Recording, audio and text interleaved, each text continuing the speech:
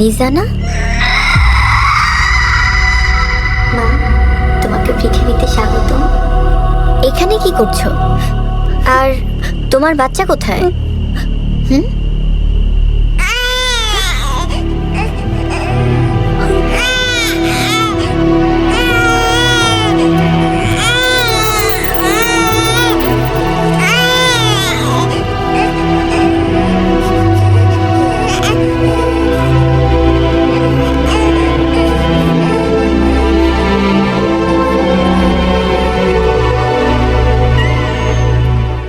তোমাকে একটা কথা বলি,